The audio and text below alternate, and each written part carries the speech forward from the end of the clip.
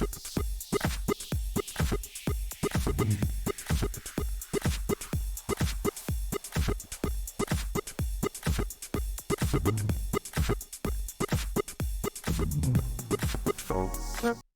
and welcome to Biology Career Insights, the podcast where we talk with experts from the field of biology to gain valuable insights into their careers and explore ways to navigate the job market in this ever-evolving field. I'm your host, Dr. Manish Kumar. Today, we have the pleasure of speaking with Dr. Tobias Reichmuth. Tobias is one of the coolest sharks of the Swiss SharkTank show and aims at healthy 120 years of life. Dr. Reichmuth is a serial entrepreneur and investor, and now the founding partner and CEO at Maximon, a longevity company builder based in Zurich, Switzerland. Dr. Reichmuth holds a PhD in business administration and has also worked previously as a strategy consultant for the Boston Consulting Group. Tobias is building companies since he has been 21 years old. He exited his first startups in 2003. Thereafter built Europe's leading climate change infrastructure fund, SUSI Partners, co-founded Crypto Finance Group and the Singularity Group, and has invested in more than 20 startups till date. In 2020, he has launched the Longevity Investors Conference together with Marc P, Bernegger. Tobias, thank you so much for joining us today. My pleasure. Thanks for welcoming me. Amazing. So we start right away, Tobias, and perhaps you can say what inspired you to be an entrepreneur and how did you get started in the field? I think for me it was always clear that I want to be an entrepreneur. Since the age 5, 6, I started to play Monopoly. I wanted to win, and I always loved the independence. I like to work. I work hard, but I like to work on things I think make sense. And so in my total career, I only spent 2 years as an employee at Boston Consulting Group. That was good. It was like an extended and paid education. But for the rest of it, I prefer to work on my own projects and move as fast as I want, and not being slowed down by employers or so. So for me, it was never really a big question. From the beginning on, I wanted to be an entrepreneur. Amazing. Perhaps for the audience, if you can give a brief background of your educational, your degrees and your journey of being a serial entrepreneur, that would be great. Yeah, sure. Well, I studied business administration. I always liked to do side projects while being a student. So, I dealt with old exams, for example. I dealt with old cars, and in 2000, I was an intern doing an internship in the topic of employer branding, and I realized nobody in Europe at that time knew what employer branding was, and so I decided, okay, I built my first company, and there I was still a student. So I built a bachelor's that time, or still in the school. That was before the time of bachelor's and masters. I'm that old. It was called Lizenziat in Switzerland. Yeah, so it's you study 4 years and then you have your master's, so to say, but there is nothing in between. Mm-hmm. So anyway, as a student, I built that first company, and when I graduated, I also sold that company because I realized it was very nice to pay my bills as a student, but it was not scalable. It was just project by project, and there was a German competitor. They wanted to understand employer branding at this time still new, and they took my company over with some projects. Yeah, and then as I said, I joined Boston Consulting. To be honest, also a bit because I wanted to go on a world trip. But my girlfriend at that time was still studying, and then I thought, okay, why not doing a bit of consulting? But I knew I would never last there. So I did my 2 years. And then I went on the world trip. At that time, that girl was not my girlfriend anymore. So, yeah, basically, then I traveled for 2 years. But before I started traveling, I thought,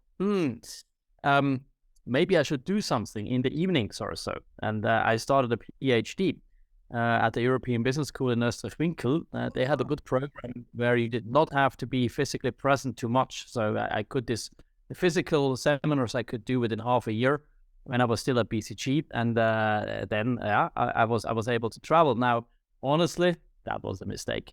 So traveling, I was traveling by car around the world. So always with the same Swiss number plate, shipping the car in containers and so on. And I didn't have time to do my PhD really. So I was able in those 2 years of traveling to finish my pre-study. And luckily my professor had a bit of understanding of what I was doing. And when I came back in 2008, I realized that A, I want to be an entrepreneur again. B, on this trip, I had learned a lot about climate change. I have seen climate change happening left and right, whether you are in Bolivia or in Alaska or in Russia, it doesn't matter. And I said, I want to fight climate change. So I was looking for entrepreneur with a mission, and something scalable this time. And I founded SUSI Partners, which is a climate change infrastructure investment company, which by now has roughly 2 billion euros assets under management. So it was growing nicely. And I built that for quite a while. In the same time, I tried to finish my PhD, which in 2012 I finally managed to do. Not the best work ever, but hey, I just wanted to finish it. And to be honest, I mean, in my career later on, did I need that PhD? Well, not really. Maybe it gives a bit of credibility. You are at a conference and you're a young guy and somebody says, well, this is Dr. Whitewood or so. But, I was not a researcher. So it was a nice project. And then in 2016, I got hungry again for more entrepreneurship because my company, SUSI Partners, at that time was running quite well. And I became more and more a manager. So I was the CEO, but, it was not this building blocks. It was more like, hey, managing a company, growth, and so on. And I said, okay, I need to have food for thought. And I heard about Singularity University in Palo Alto. So I basically went there for this executive program, which was amazing. 1 week of exponential technologies, and I came home with a basket full of ideas. I still was the CEO of SUSI Partners, but I had a bit of time at the hands, and so I co-founded Crypto Finance Group and Singularity Group. Crypto Finance Group, as the name says, is a cryptocurrency company providing services to institutional clients, basically. We sold that company in 2021 to Deutsche Börse, so that was lucky timing, I guess, just before the all-time high of Bitcoin. Wow. And Singularity Group is a fund manager dealing with exponential development of technology. So basically, how can you find those companies which are prepared for the exponential technology development? But in those companies, I took more a board role as a co-founder. And then in 2020, I also handed over the leadership of SUSI Partners, which at that time it's an institutional player. And I decided that my job can be done by managers. You don't need entrepreneurs. And so I handed over that leadership, still stayed shareholder and president of the board. But I had first time in 12, 13 years, I had a free head. And I said, okay, I am too young to be private investor or business angel. I need to do stuff. And I thought, okay, what topic I found really interesting in the last year? This was longevity. And I had heard about it also when I was at Singularity University. And so I said, okay, let's look at it. And 2020 was lucky for that, or a good year, because everybody had time to talk. And so I could call Neil Barcelay, Aubrey de Grey, David Sinclair, and everybody had time to chat with me and answer my questions. And I got an understanding of what is happening in longevity research. And I also understood that there is a lot of great research results and the great researchers out there, but many of them don't know how to build a company. And so what I said is, hey, I know how to build companies. I need to team up with these guys. And let's do an incubator, company builder, venture studio, whatever you want to call it. And this was the birth hour, basically, of Maximon, which I built then together with my partners. And maybe a last thing here, as a tip, whenever you enter a completely new field, as I have done several times, I was in human resources, then I built a company in renewable energy, then one in cryptocurrencies, and then now basically in longevity, the best thing to enter an industry is to organize a conference. And why? Because if you organize a conference, everybody in the industry gets to know you, and you get to know everybody as well within 1 year. And so that's what we did with the Longevity Investors Conference. Yeah? And before we had done this with the Crypto Finance Conference. And so for me, this was a good way of entering in it. And I realized, wow, there is really a lot of space for entrepreneurs and capital and investors and so on. And this was then how we built Maximon out of the conference. Yeah. Amazing. So we'll dig deeper into Maximon a bit later, but I wanted to come to your first, say, first with the entrepreneurship journey. So you started a company, was it bootstrapped, or you also had experience of like raising funds and stuff? How did the first company during your school times, become big? Extremely bootstrapped. But my first company was a project-oriented business. You needed a website, a business card, and at that time you still needed a printer. But this was, you could start doing a job with like $2,000-3,000. Because it was, I hired other students to be consultants for those companies who want to build an employer brand. And so we were extremely bootstrapped. And also, my living costs were low and so on. So that's why I always tell everybody, if you want to be an entrepreneur, do it early. Your opportunity costs are low. I mean, if you do it when you're 45 and you have 2 kids and the holiday house and you have a leased Porsche and whatever, it's difficult to become an entrepreneur. But when you're a student, hey, life is not so much different from a student than to an entrepreneur. Eh? Amazing. That's so inspiring.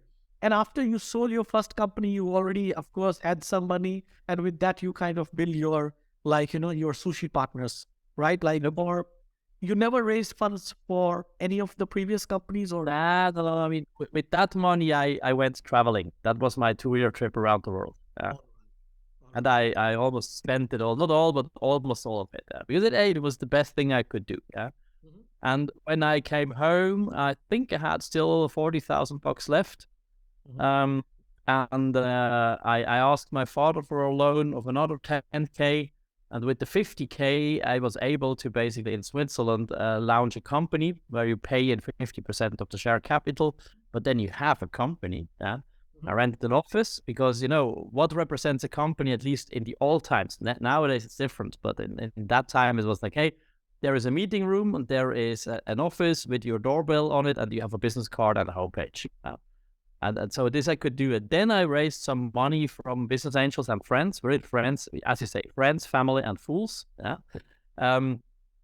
They believed in what I want to do. Climate change, maybe at that time, was not yet an understood topic. ESG as a word didn't even exist. Yeah. But we were extremely bootstrapped. I mean, I built my first fund, fully fledged Luxembourg fund structure with 150K. Including 1 year of work with the GP, with employees, but my employees were interns at that time. And I asked friends from left and right to consult a bit and gave them a little bit of shares and so on. And so we were super bootstrapped. And today I would say it's not even possible to do this, but probably I'm wrong. Probably there is other ways to do it. Yeah.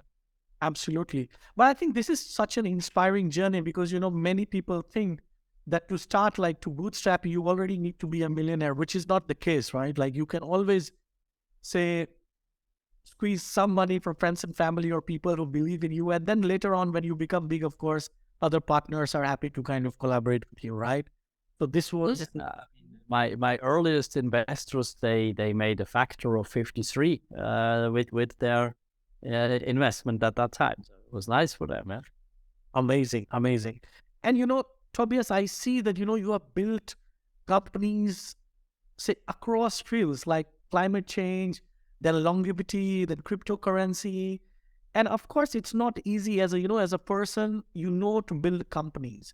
But to gain, deeper knowledge, for example, in a particular field, it's not easy. And I see you already have so many TED Talks on longevity and you make correct sense. So how did the science happen? How did you learn about longevity? Was it only through the conference or by talking, or you also self-taught yourself some science? Yeah, I mean, the great thing is this is a topic very dear to me and probably almost everybody, because nobody wants to get sick and old if you can stay healthy and young. Yeah. And then I have parents who are in the age right now of the 70s. And so I really started to learn, and at the beginning it was tough. I mean, I had to, get with the biology book to, okay, what exactly is this mitochondria doing again, and what the hell are telomeres? And because I study business, so but that's why this question, because I saw your TED Talks and you were talking about the hallmarks of aging, and I'm an aging researcher as well, and that was like I was so curious about how you educated yourself into the basics of it. Yeah, but I mean, we have a great advisory board at Maximon, with PhDs and professors. In our team, we have PhDs, doctors, medical doctors as well, and so on. And so, working closer together with our startup companies, with my partners, I mean, I learn every day. Yeah. I mean, we have discussions about, what is this doing or that doing. Avea is one of our portfolio companies, supplement company. Yeah. And of course, I'm an ambassador for them, but at the same time, I need to understand what is it that we do. Why is this new collagen better than any other collagen? Explain it to me. Yeah. And so they have to break it down in a language that me as a non-biochemistry scientist has to understand it, and this works very well. And for me, why do I enter new businesses every 10 years or so? Because you learn. You don't make more money. Probably you make more money if you would stay with your business and you grow it big, but it's boring. So for me, the interesting thing is to enter a new topic and really get expertise there and learn there.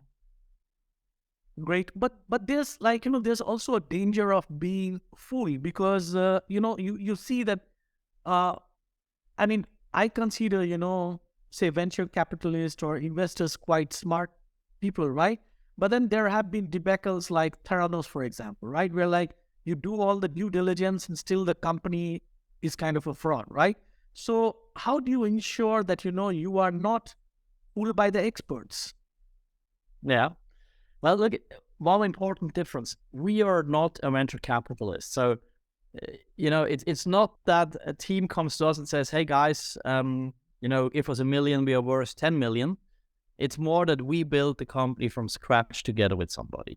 And before we do that, we do a validation of 6 to 12 months. And we work together with that person. We dig into the science. We dig into the regulatory environment, in the market size. We try to find out whether our audience is ready. Is the market ready for that? Yeah, and sometimes it's not. And so in this 6 to 12 months, I think we reduce risk a lot. Mm-hmm. We understand what this molecule should do or is doing. We look at the test, and luckily it's not me having to go through the biological test results or so, or the studies. I mean, that's done by our chief scientist, Elizabeth, and her team. And so I have on my side of the table experts, and I think that's the best thing you can do. I mean, I would never have the idea that I myself am able to challenge a scientist in the nitty gritty stuff, because I'm not that deep in that. Yeah, I totally understand. So you leverage your network, you leverage your partners who have expertise. That's why we have a big team, Mm-hmm. And an advisory board and so on, contact with all the universities. So, yeah.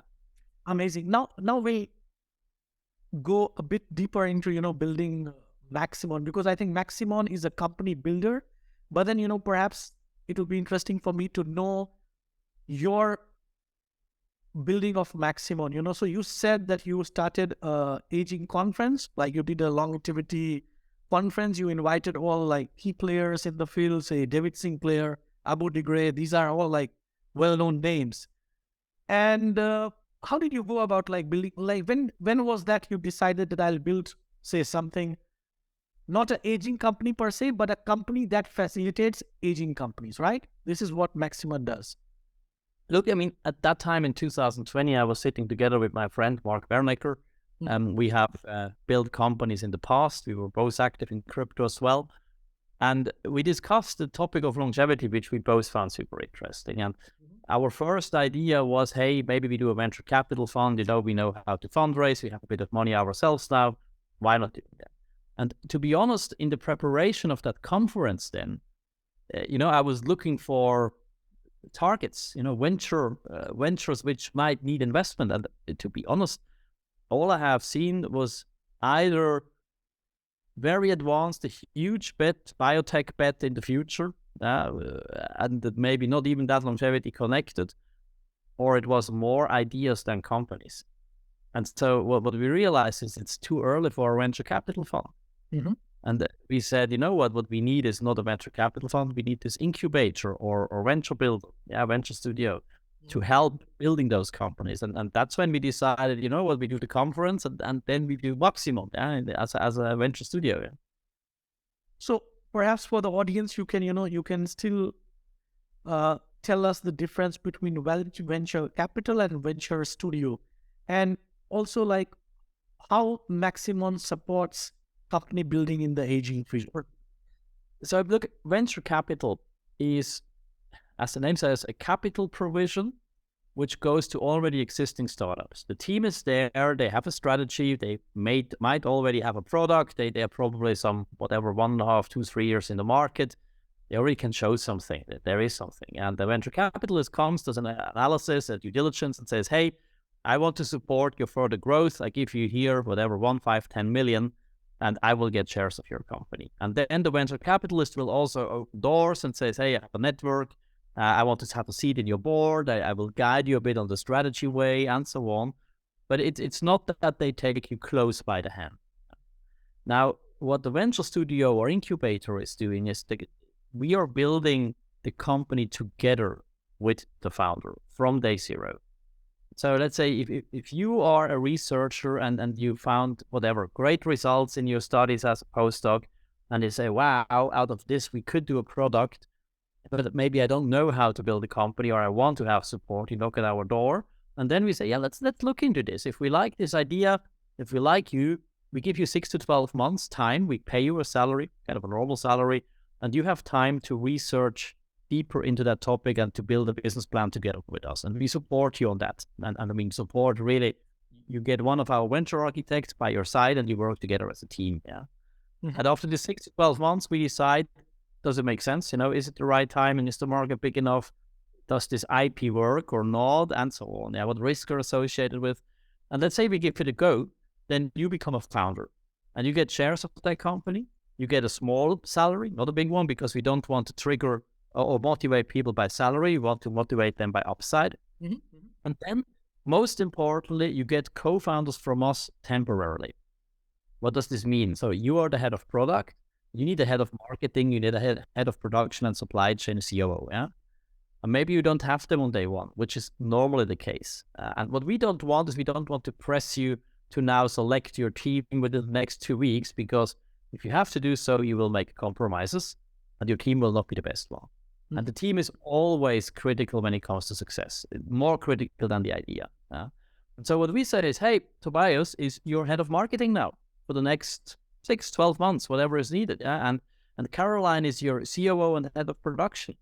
And we, together with our HR team, so that's the next building block, our HR team helps you finding the suitable co-founders. But in the meantime, we already work hands-on with you. Yeah? So we don't lose time. We go into the market. We help you interviewing the new candidates and so on.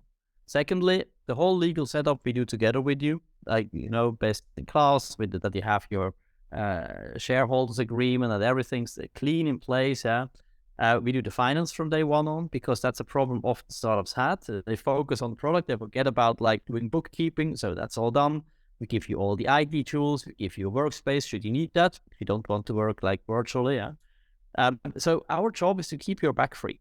And we work from day one operationally as a co-founder with you, and at the same time we make sure that you can fully focus on the product, time to market, and you don't have to do the back office stuff. That's all done by us, basically. So that's a bit the venture studio approach. Wow, that's quite fascinating, because you basically enable any idea right at the beginning. If somebody is scared to build a company out of his fascinating idea, you enable them. But Tobias, I would like to dig deeper into that. What is the equity structure? How much equity do you ask for, for enabling a particular founder to kind of, Yeah. But maybe what I should also mention is we also provide capital.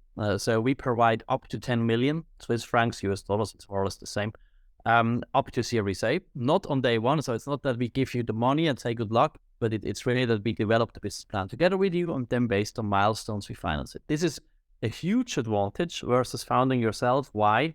You don't have to run around and do roadshows and fundraising. You know where you get the money. If you meet your milestones, you get the one. Yeah. And this takes a huge burden away, and it takes probably 50% of your work time. So this is important. Now, how do we do it? The founders team gets 50% of the company, and you still have the 50% when you enter a Series A, which should be a double-digit financing round. So by then, your company should be worth 50 million or more, 50 million or more. Maximon gets 25%. That's the sweat equity. We don't take money, so we don't take any liquidity out of the company. All what we do, what I just have described, is paid by sweat equity. And our fund, which provides you the up to 10 million, also gets 25%. And so when we enter a Series A is a funding round where significant amounts of capital come, as I said, 10, 20 million new money or so.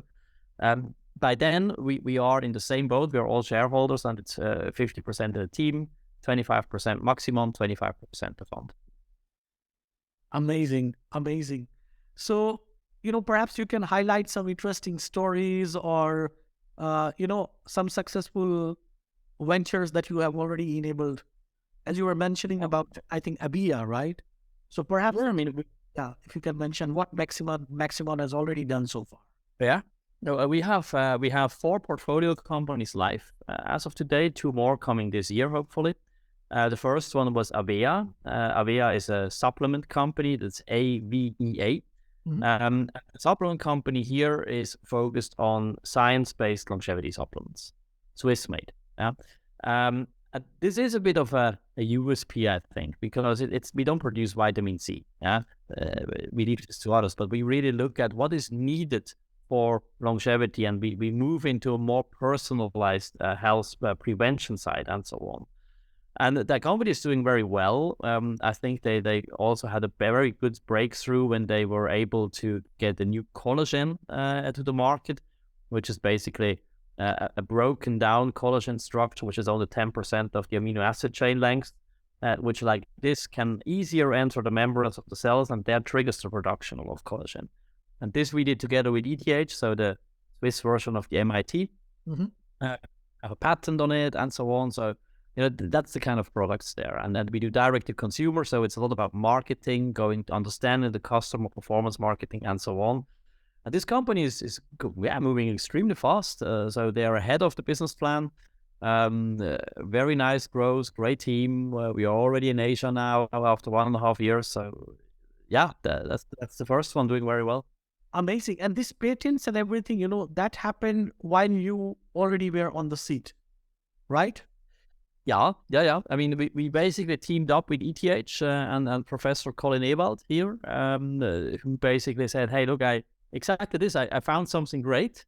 And we said, well, let's do a company out of that, or a product. Yeah, and that's what we did. Yeah. Amazing, Tobias. And as a follow-up questions, perhaps there are a lot of aging researchers, right, in different Max Plancks and, different prestigious institutes across Europe. And somebody wants to build a company. How should they approach you? What's the way that they should approach you? Well, the easiest one is via our website, maximon.com. And there we basically have a career address for founders or potential founders, and just contact us, explain what your business idea might be. You don't have to send too much material. It's an executive summary is enough. Yeah. And if we like the idea and we like your CV, we invite you for a first interview. And should that work, should that then still be interesting, we invite you to visit us in Zug, Switzerland.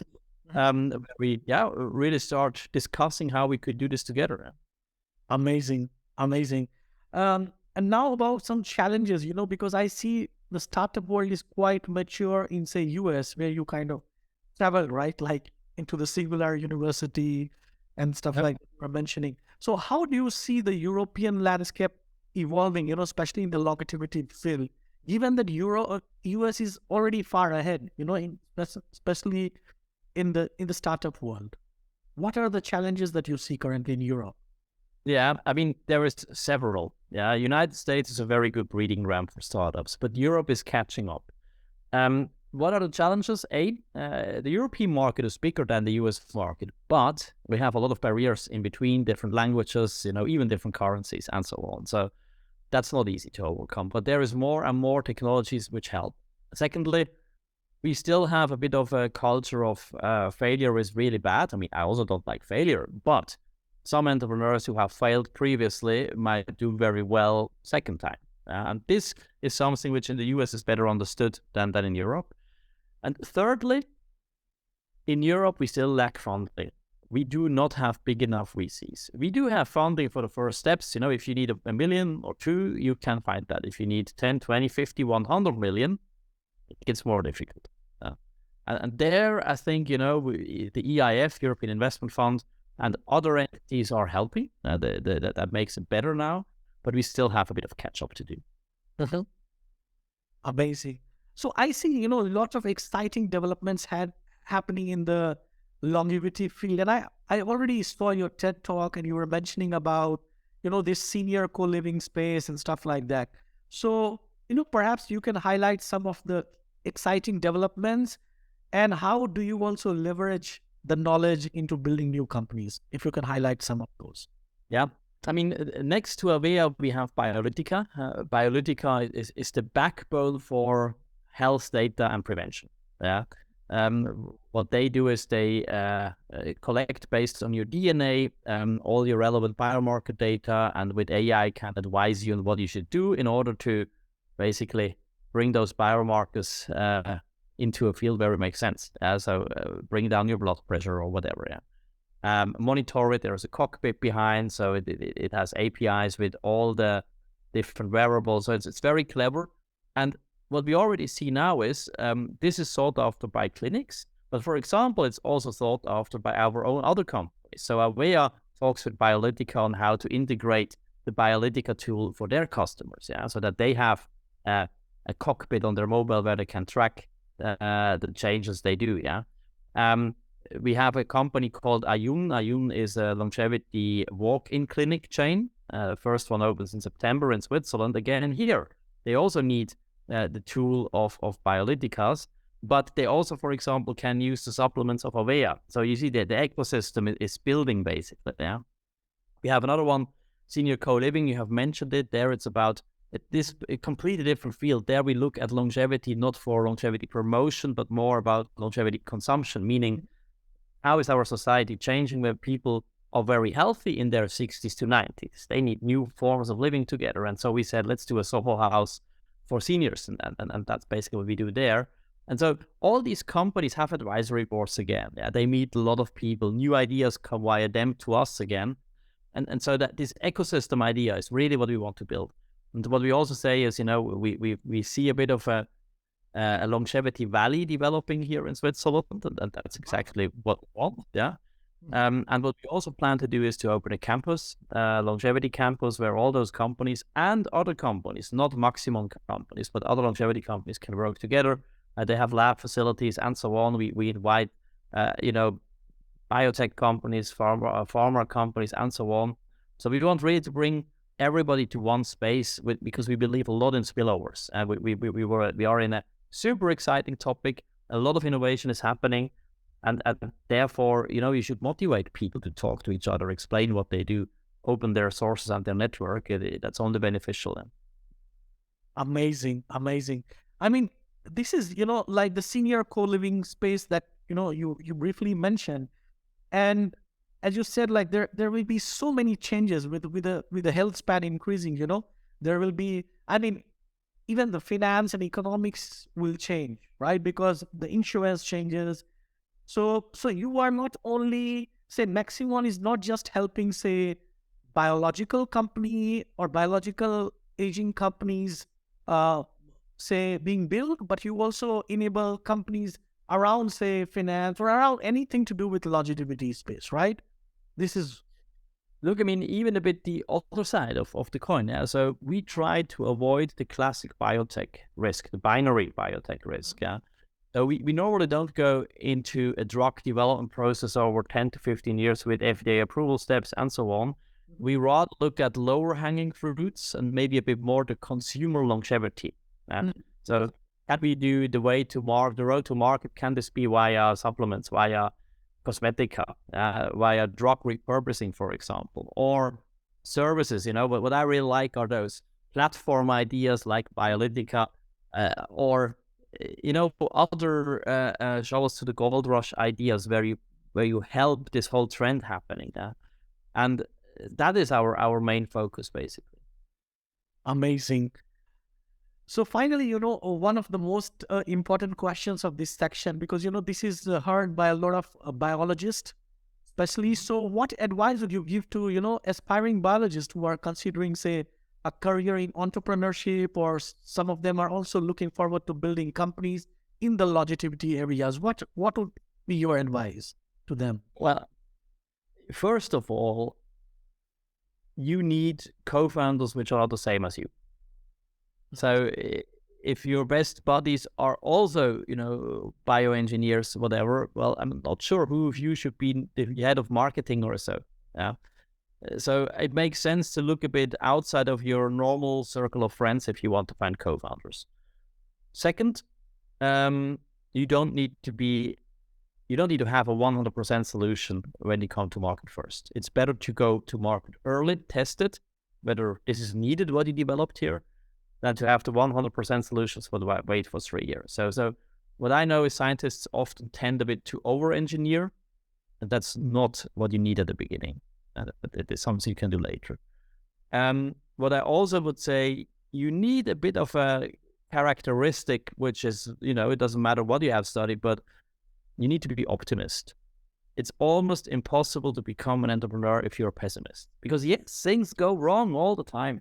And the question is, can you stand up if they go wrong and win it, do it again until it works? And you need to be an optimist, otherwise it's just super difficult to do it.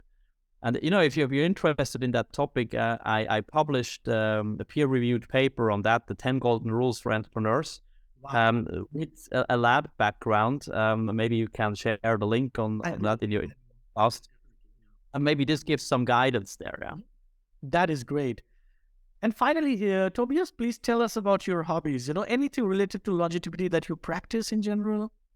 Well, yes. I mean, I changed my lifestyle quite a lot since I'm, active in this field of longevity. Comes from the diet I do, to sports, frequency of sports, what kind of sports, and so on. So I started to do high intensity interval training, more training for muscles. And luckily, sport is my hobby. So I like to do a lot of sports. Yeah, I just shifted a bit of focus from only the cardio, also more into weightlifting and stuff like that. Yeah, and other hobbies I have is I like to travel a lot, and traveling is great because you meet new ideas, new people. Mm-hmm. Reading, but I also like to read fiction books because often they tell you what is happening next, and this can be a great inspiration for entrepreneurs too. Amazing. And when you said diet and stuff, you made some changes. So does it mean that you do, say, intermittent fasting, or you take some supplements, or perhaps highlight that, or do you recommend something for any other aging enthusiast? Look, I think before you decide on what you want to do for longevity, it makes sense to find out where you stand. To do a DNA test, a blood test, maybe to also speak with a doctor who is fit in that field, because there is not the silver bullet. If I tell you you should do intermittent fasting, yes, that's most likely good for you, especially if you're male. But data suggests that for female before menopause, it might not be the best idea. Yeah. So it's individual, and I think that's something we need to learn more. We should look at personalized and preventive medicine, not in generalized and reactive. Yeah.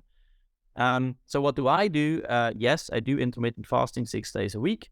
I try to eat as a base diet vegan, but that's what I changed based on a DNA test. I found out that I have a risk of a vitamin B12 deficiency genetically. Mm-hmm. And that's why now I decided to do one red meat day a week. Yeah. What else? I take NMN, that's a precursor for NAD+. Then I take NMN stuff, Tobias. So sorry to interrupt, because I see a lot of scientists promoting that, the NMN stuff. And Yeah. you said very correctly, and I cannot agree more that, every individual is different. So I think, it is advisable to go for a DNA test and, consult some expert before starting this supplement. But I see a tendency of most of the aging enthusiasts just taking NMN. And is that correct according to you?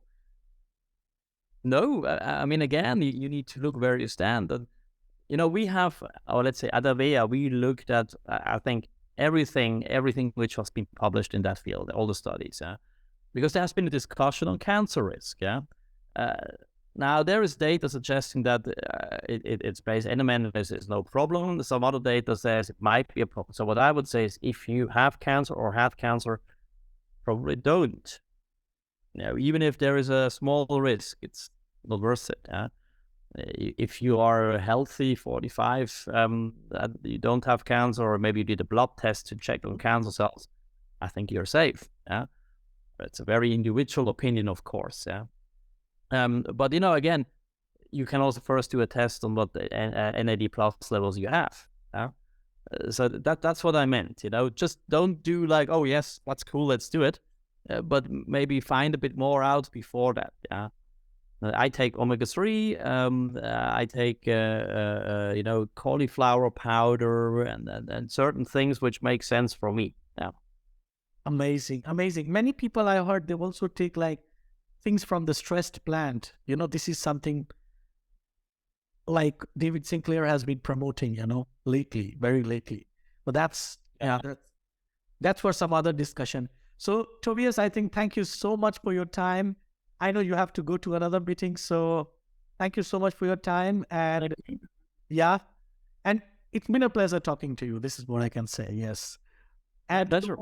And to the audience, thank you for tuning to Biology Career Insights. Don't forget to subscribe to our podcast to get the latest episodes delivered straight to your device. See you next time. Bye, Tobias. Bye. Bye.